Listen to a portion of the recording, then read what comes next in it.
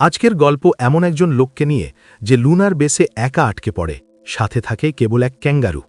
তারপর সে চাঁদে থেকে নিজের জীবন দিয়ে একাই কিভাবে পৃথিবীকে রক্ষা করে আমরা আজকের গল্পে দেখব। আজকে গল্প যেমন ফানি তেমন ইমোশনালও। গল্পের শুরুতে উএ নামের এক ব্যক্তি রকেটে চেপে চাঁদের দিকে যাচ্ছিল, কিন্তু সেই সময় পাই নামের এক বিশাল অ্যাস্টেরয়েড পৃথিবীর দিকে ধেয়ে আসে। এটি সেই অ্যাস্টেরয়েডের থেকেও বড় ছিল, যেটা একসময় ডাইনোসরদের পৃথিবী থেকে শেষ করে দিয়েছিল। এটা থেকে বাঁচার জন্য মানুষ একটি পরিকল্পনা করে। চাঁদে যে স্পেস স্টেশনে উএ যাচ্ছিল সেটাও এই উদ্দেশ্যেই তৈরি করা হয়েছিল। এর ভিতরে ছিল অনেক আধুনিক ও শক্তিশালী অস্ত্র, যেগুলোর সাহায্যে অ্যাস্টেরয়েডটাকে ধ্বংস করে তার ধ্বংসাবশেষকে চাঁদের মাধ্যাকর্ষণের সাহায্যে পৃথিবী থেকে দূরে সরিয়ে দেওয়া হবে। দীর্ঘ সময় ধরে নিরন্তর পরিশ্রমের পর অবশেষে মানুষ এই মিশনে সফল হয়। এখন কাজ শেষ করে উএ এবং তার সব সঙ্গীরা পৃথিবীতে ফিরে যাওয়ার জন্য প্রস্তুত ছিল। কিন্তু ফিরে যাওয়ার আগে উএ তার কমান্ডার জিংকে নিজের ভালোবাসার কথা জানাতে চেয়েছিল। এই প্রস্তুতির জন্য সে নিজের রুমে গিয়ে হেডফোনে গান চালিয়ে একটি প্রেমপত্র লিখতে শুরু করে। ঠিক তখনই জু নামের এক অ্যাস্ট্রোনট ভয়ে কাঁপতে কাঁপতে কমান্ডার জিংকে একটা খবর দেয়। আসলে তাদের ক্যালকুলেশন অনুযায়ী উল্কাপিণ্ডগুলো চাঁদের মাটিতে পড়তে দেরি ছিল, কিন্তু দেখা যায় তাদের ধারণাকে ভুল প্রমাণ করে উল্কাপিণ্ডগুলো আধ ঘন্টার মধ্যেই চাঁদের পৃষ্ঠে আছড়ে পড়তে যাচ্ছিল। খবরটা পাওয়ার সাথে সাথেই কমান্ডার জিং স্পেস স্টেশন খালি করার নির্দেশ দেন। সবাই দ্রুত নিজেদের রকেটের দিকে দৌড়াতে শুরু করে, কিন্তু উএ তখনও নিজের প্রেমপত্র লেখায় ব্যস্ত ছিল, আর হেডফোনের কারণে সে কোনো সতর্কবার্তাও শুনতে পায়নি। কিছুক্ষণ পর তার চোখ প্রথম রকেটের দিকে পড়ে, দেখে একের পর এক রকেট টেক অফ করছে, আর সেটা দেখেই সে পুরো জোরে দৌড়াতে শুরু করে। সেই সময় সেখানে মোট 6টি রকেট ছিল, যেগুলো দেখে উএর একটু স্বস্তি হয়। কিন্তু হঠাৎ 5টি রকেট একসাথে উড়ে যায়, ফলে উএর জন্য শুধু একটি রকেট বাকি থাকে। সে তার দলের সাথে যোগাযোগ করার অনেক চেষ্টা করে, কিন্তু ব্যর্থ হয়। তখন সে বাধ্য হয়ে নিজের রোভার নিয়ে দ্রুত এগোতে থাকে, কিন্তু হঠাৎ সামনে একটি বিশাল গর্ত পড়ে যায়, আর তার রোভার সেই গর্তে পড়ে যায়। যতক্ষণে সে বের হয় ততক্ষণে শেষ রকেটটাও উড়ে যায়। এদিকে তখন অ্যাস্টেরয়েডের ধ্বংসাবশেষ পড়া শুরু হয়ে গেছে। বাঁচার জন্য উএ আরেকটি গর্তে লুকাতে চায়, কিন্তু দুর্ভাগ্যবশত ধ্বংসাবশেষের কিছু অংশ সরাসরি সেই গর্তে পড়ে, আর উএ কিছু সময়ের জন্য অজ্ঞান হয়ে যায়। হুঁশ ফিরে পেয়ে সে ভাবে পৃথিবী থেকে তাকে খুঁজে পাওয়া খুব কঠিন হবে না, কিন্তু ঠিক তখনই একটি বিশাল অ্যাস্টেরয়েড পৃথিবীতে আঘাত করে, আর দেখে পুরো পৃথিবী ধ্বংস হয়ে গেছে। উএ পৃথিবীর সাথে যোগাযোগের চেষ্টা করে, কিন্তু ব্যর্থ হয়। অবশেষে সে নিজের ভাগ্য মেনে নেয়। ভাগ্যক্রমে তার কাছে কয়েক বছর কাটানোর মতো যথেষ্ট খাবার ও পানি ছিল। সব মৃত মানুষের প্রতি শ্রদ্ধা জানিয়ে সে নিজের সব ইচ্ছা পূরণ করার সিদ্ধান্ত নেয়। তার প্রথম ইচ্ছা ছিল কমান্ডার জিংকের ঘরে কিছু সময় কাটানো, কিন্তু সে সেই ঘরের পাসওয়ার্ড জানত না। তার দ্বিতীয় ইচ্ছা ছিল চাঁদের মাটিতে সার্ফিং করা। শুরুতে সে বারবার পড়ে যাচ্ছিল, কিন্তু অনেক দিন চেষ্টা করার পর অবশেষে সে সার্ফিং শিখে ফেলে।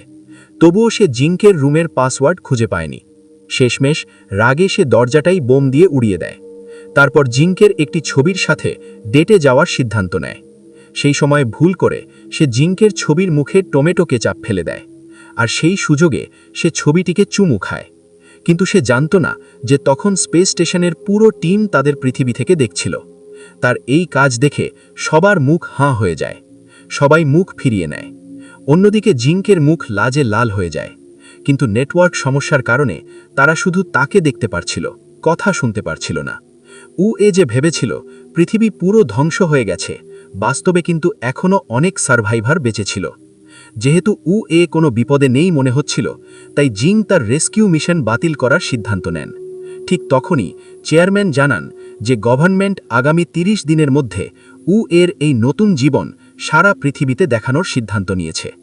কারণ অ্যাস্টেরয়েড পৃথিবীতে আঘাত করার পর 30% ভূমি জলে ডুবে গেছে, আর মানুষের জীবন পুরো বদলে গেছে। এখন গভর্নমেন্ট উএর মাধ্যমে মানুষের মধ্যে নতুন আশা জাগাতে চায় যে একজন মানুষ একা থেকেও বেঁচে থাকতে পারে। অ্যাস্ট্রোনট জু মনে করত উএ এই কাজের জন্য যোগ্য নয়। তখন জিং তাকে জানায় যে তারা উএর কণ্ঠস্বর ডাব করে পৃথিবীর সামনে উপস্থাপন করবে, যাতে নিজেদের ইচ্ছেমতো কথা তার মুখ দিয়ে বলানো যায়। এরপর জিং রেডিওর মাধ্যমে পৃথিবীর সামনে উয়ের একটি মিথ্যে গল্প তুলে ধরে, যেখানে বলা হয় সে নাকি নিজের সিট ছেড়ে দিয়ে অন্য ক্রু সদস্যদের বাঁচিয়েছিল। একই সাথে জিং পৃথিবীর মানুষদের উয়ের নতুন জীবনের ব্রডকাস্টের কথাও জানায়। এদিকে 196 দিন পার হয়ে যাওয়ার পর একদিন উয়ে নিজের ওষুধ নিতে ওয়্যারহাউসে যায়, আর সেই সময়ে হেডকোয়ার্টারে উয়ের কণ্ঠস্বর ডাব করার জন্য ফ্লুটিস্ট নামে একজন ভয়েস ওভার আর্টিস্টকে ডাকা হয়। কিন্তু তাকে কোনো স্ক্রিপ্ট দেওয়া হয়নি, তাকে উয়েকে দেখে তার কথা ডাব করতে হতো। ওদিকে উয়ে যখন ওয়্যারহাউসে পৌঁছায় তখন তার চোখে একটি নতুন ও অচেনা জিনিস পড়ে, যেন কোনো মেয়ে শুয়ে আছে। উয়ে ভাবে তার মতো বোধহয় অন্য কোনো ক্রু মেম্বারও চাঁদেই রয়ে গেছে, তার সাথে কথা বলতে শুরু করে। কিন্তু কাছে যেতেই সে দেখে ওটা আসলে একটা শক্ত সমর্থ ক্যাঙ্গারু। ঠিক তখনই লাইভ স্ট্রিমিং চালু করা হয়, আর ক্যামেরা সরাসরি সেই ক্যাঙ্গারুর মুখের দিকে চলে যায়। অন্যদিকে সব কিছু না জেনেই ফ্লুটিস্ট ক্যাঙ্গারুর ঠোঁটের নড়াচড়া দেখে ডাবিং শুরু করে দেয়। জেং তাকে থামানোর চেষ্টা করলেও ততক্ষণে অনেক দেরি হয়ে গেছে। অনেক মানুষ এই ঘটনা দেখে ফেলে। এই ভুলের কারণে জিং এবং জুকে চেয়ারম্যানের সামনে হাজির হতে হয়। সেখানে যারা জানায় তাদের রিসার্চ টিম ক্যাং নামের একটি ক্যাঙ্গারুকে বেস স্টেশনেই ফেলে রেখে এসেছিল। এদিকে ফ্লুটিস্ট আসলে কোনো পেশাদার ভয়েস ওভার আর্টিস্ট নয়, বরং সোশ্যাল মিডিয়ায় বিভিন্ন জিনিসের ডাবিং করা একজন আর্টিস্ট। এই ভুলের পর জিং সিদ্ধান্ত নেয় এবার থেকে ভিডিও ডাবিং না করে গল্পের মতো করে ঘটনাগুলো বলা হবে। স্পেসশিপে ক্যাংকে কাছে টানার জন্য উয়ে নিজেকে একটি মেয়ে ক্যাঙ্গারুর মতো সাজায়, কিন্তু ক্যাং সত্যটা বুঝতে পারতেই উয়েকে মারতে শুরু করে, আর এটা দেখে ফ্লুটিস্ট জোরে জোরে হাসতে থাকে। এরপর জিং সব দোষ নিজের উপর নিয়ে নেয়। ঠিক তখনই খবর আসে স্পেসশিপে ক্যাং আর উয়ের মধ্যে একটি ফাইট হতে চলেছে। সবাই আগ্রহ নিয়ে সেটা দেখতে শুরু করে, কিন্তু ক্যাং নিজের শক্তি দেখিয়ে উয়েকে পেটে আঘাত করে অজ্ঞান করে দেয়। উয়ের এই অবস্থা দেখে জিং তার সাথে যোগাযোগ করার চেষ্টা করে। হুশ ফেরার পর উয়ে কমিউনিকেশন চ্যানেলে কিছু পালস লাইন দেখতে পায় আর আনন্দে কেঁদে ফেলে।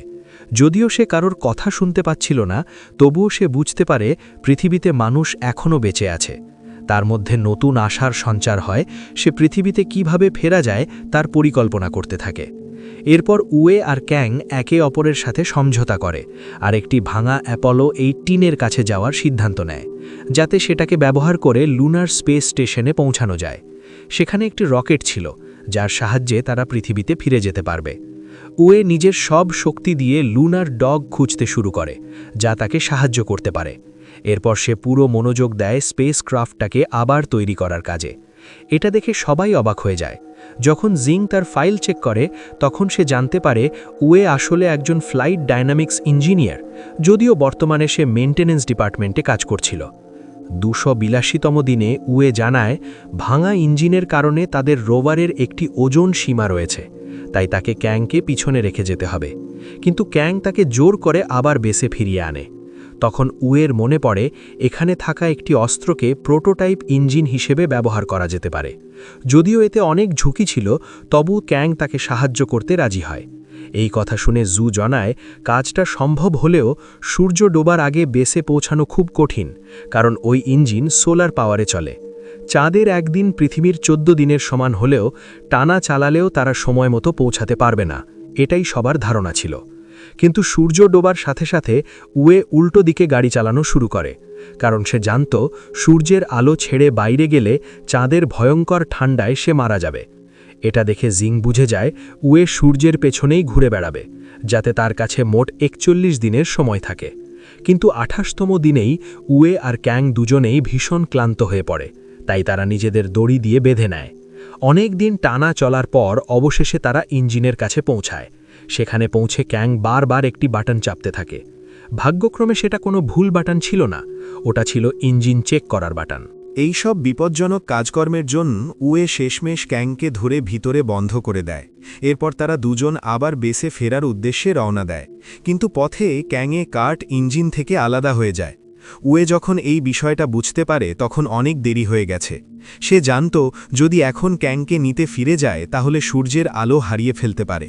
একবার সে ক্যাংকে ফেলে রেখে এগিয়ে যাওয়ার সিদ্ধান্ত নেয়, আর এটা দেখে সবাই অবাক হয়ে যায়। কিন্তু কিছুক্ষণের মধ্যেই সে আবার পুরো গতিতে ফিরে যায় ক্যাংয়ের দিকে। কিছুক্ষণ পর সে অবশেষে ক্যাংয়ের কাছে পৌঁছে যায়, কিন্তু সব হিসেব করে দেখা গেল তারা সময় মতো ফিরে আসতে পারবে না। তাই জিং সবাইকে দ্রুত লুনার ডগ খুঁজে বের করতে নির্দেশ দেয়, যাতে তার ব্যাটারির সাহায্যে উয়ে বেসে ফিরতে পারে। এদিকে অনেকক্ষণ না ঘুমিয়ে গাড়ি চালানোর কারণে উয়ে আর ক্যাং দুজনেই খুব ক্লান্ত হয়ে পড়েছিল। ঠিক তখন সূর্য ডুবে যেতে শুরু করায় তাদের কাছে মাত্র 5 ঘন্টার ব্যাটারি বাকি ছিল। হঠাৎ লুনার ডগ চালু হয়ে যায়, কিন্তু পাওয়ার সেভিং মোডে থাকায় সে তাদের খুঁজে পাচ্ছিল না। এদিকে বেস থেকে 55 কিলোমিটার দূরে ব্যাটারি শেষ হয়ে যাওয়ায় তাদের যান বন্ধ হয়ে যায়। বাধ্য হয়ে উয়ে আর ক্যাংকে বাইরে বেরোতে হয়। অন্যদিকে অ্যাস্ট্রোনট জু লুনার ডগের নিয়ন্ত্রণ নিয়ে সেটাকে উয়ের কাছে পাঠানোর চেষ্টা করে, কিন্তু পথে ব্যাটারি শেষ হয়ে লুনার ডগ একটি বড় গর্তে পড়ে যায়। এটা দেখে পৃথিবীর সবাই খুব হতাশ হয়ে পড়ে। ওদিকে উয়ে আর ক্যাং আকাশের তারা দেখতে দেখতে কথা বলছিল। তখন উয়ে আবার জিংয়ের কথা ভাবতে শুরু করে। কিছুক্ষণ পর উয়ে দেখে ক্যাং কাঁচের প্রতিফলনের পিছনে দৌড়াচ্ছে। এটা দেখে তার মাথায় একটা বুদ্ধি আসে। সে ক্যাংয়ের পিঠে একটি স্লেজ বেঁধে দেয় আর তার সার্ফিং প্র্যাকটিস কাজে লাগে। এখন তারা দ্রুত এগোতে থাকে, কিন্তু সামনে একটি বিশাল গর্ত আসে। সেটা পার হওয়ার জন্য উয়ে খুব বুদ্ধিমত্তার সাথে থ্রাস্টার ট্যাঙ্ক ব্যবহার করে। এই সাফল্য দেখে পৃথিবীর সবাই খুব খুশি হয় এবং নতুন করে আশা পায়। অন্যদিকে উয়ের সাহসিকতার জন্য তাকে পৃথিবীতে অনেক সম্মান দেওয়া হয়, আর সেগুলো নিতে চেয়ারম্যান নিজে যেতেন। ঠিক তখন জিং জানায় আগামী 3 মাসের মধ্যে কমিউনিকেশন লাইন ঠিক হয়ে যাবে, তখন তারা উয়ের সাথে যোগাযোগ করতে পারবে। ধীরে ধীরে সব কিছু স্বাভাবিক হতে শুরু করছিল, কিন্তু কেউ জানত না পাই অ্যাস্টেরয়েডের একটি বড় অংশ এখনও বিপদ হয়ে অপেক্ষা করছে।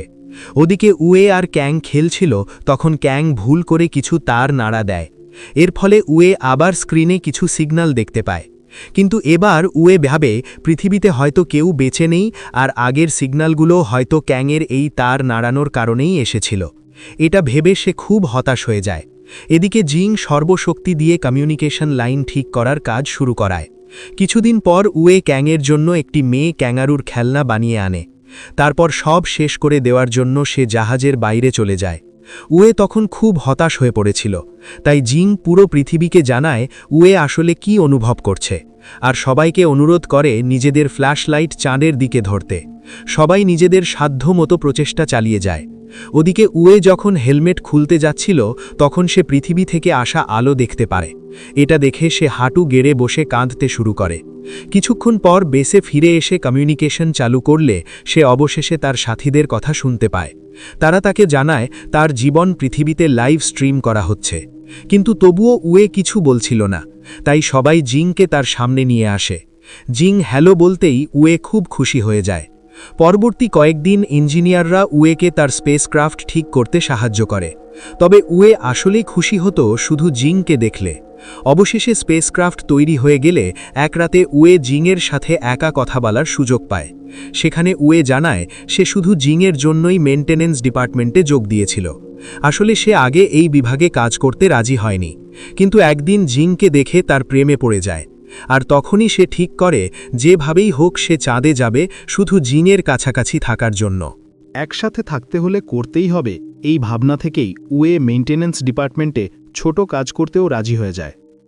এটা শুনে জিংও তাকে জানায় সেদিন রকেটে ওঠার সময় সে উয়েকে দৌড়াতে দেখেছিল, কিন্তু আফসোস সেই সময় তার জন্য অপেক্ষা করা সম্ভব ছিল না। এই কথোপকথনের মাঝেই কেউই খেয়াল করেনি যে পৃথিবীর দিকে আবার একটি অ্যাস্টেরয়েড এগিয়ে আসছে। পরের দিন উয়ে আর ক্যাং বাড়ি ফেরার জন্য পুরোপুরি প্রস্তুত হয়ে যায়। টিমের সাহায্যে তারা সফলভাবে স্পেসক্রাফট লঞ্চ করে।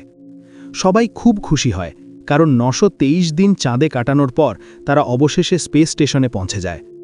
ঠিক তখনই জু একটি জরুরি মিটিং ডেকে সবাইকে জানায় পাই অ্যাস্টেরয়েডের একটি বড় অংশ দ্রুত তাদের দিকে আসছে।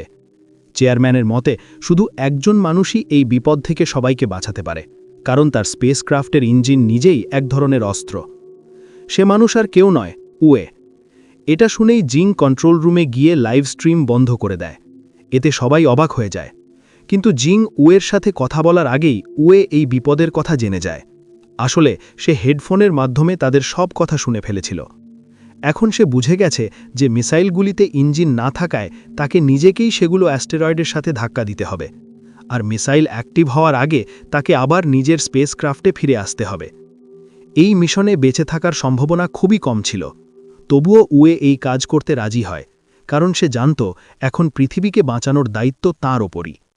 সে জিংকে বলে যদি সে মারা যায় তাহলে যেন সে অন্য কাউকে খুঁজে নেয়, কারণ সে চায় না যে জিং একা কষ্টে জীবন কাটাক। উয়ে রাজি হতেই পৃথিবীর সব মানুষকে আন্ডারগ্রাউন্ড বাংকারে যাওয়ার নির্দেশ দেওয়া হয়। উয়ে প্রথমে ক্যাংকে তার সিটে বেঁধে দেয় যাতে সে নিরাপদে পৃথিবীতে পৌঁছতে পারে, কিন্তু ক্যাং তার বন্ধুকে ছেড়ে যেতে চাইছিল না।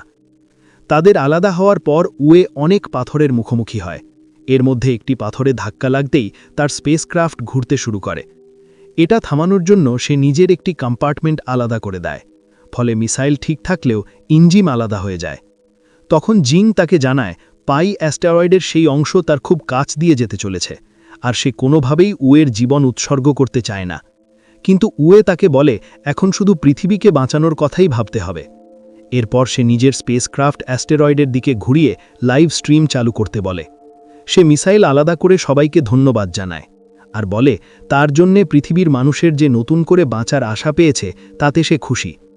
এরপর সে জিংয়ের পছন্দের গান গাইতে গাইতে পুরো গতিতে অ্যাস্টেরয়েডের দিকে এগোতে থাকে। এটা দেখে জিং সহ সবাই কাঁদতে থাকে। অ্যাস্টেরয়েডের কাছে পৌঁছনোর পর জিং মিসাইলের বটন চাপার চেষ্টা করে, কিন্তু পারে না। তার মনে তখন শুধু উয়ের সাথে কাটানো মুহূর্তগুলোই ঘুরছিল। তখন উয়ে তাকে তার দায়িত্বের কথা মনে করিয়ে দেয়। অবশেষে জিং বটন চাপতেই কয়েক সেকেন্ড পর এক বিশাল বিস্ফোরণ হয়, আর অ্যাস্টেরয়েডটি ছোট ছোট টুকরোয় ভেঙে যায়। সেই টুকরোগুলো পৃথিবীতে পড়তে পড়তে আকাশে তারার মতো লাগছিল। লক্ষ লক্ষ মানুষের সাথে ক্যাংও সেটা দেখছিল। ভিড়ের মধ্যে এক ছেলে তার ছোট বোনকে বলে আজ তারা বাড়ি ফিরতে পারবে শুধু মুনম্যানের জন্য। পরবর্তী 10 বছরে সবার প্রচেষ্টায় পৃথিবী আবার স্বাভাবিক হয়ে ওঠে। এরপর স্পেস প্রোগ্রামের নতুন চেয়ারম্যান লসি ঘোষণা করে যে মানুষ আবার চাঁদে যাবে, আর জিংও আবার চাঁদে যাওয়ার জন্য প্রস্তুত হয়। চাঁদে পৌঁছে সে উয়ের সাথে কাটানো মুহূর্তগুলো দেখতে পায়, আর তার চোখে আনন্দের অশ্রু চলে আসে। 10 বছর আগে ভেঙে যাওয়া অ্যাস্টেরয়েডের টুকরোগুলো এখন পৃথিবীর চারপাশে একটি রিংয়ের মতো ঘুরছে, যা চিরকাল মুনম্যানের কথা মনে করিয়ে দেবে। মুভির গল্প এইখানেই শেষ হয়। বন্ধুরা, কেমন লাগলো আজকের গল্প অবশ্যই জানাবে। ভিডিওটি ভালো লাগলে লাইক দেবে, চ্যানেল সাবস্ক্রাইব করবেন, আর বেল আইকনটি প্রেস করে রাখবেন নোটিফিকেশন পেতে।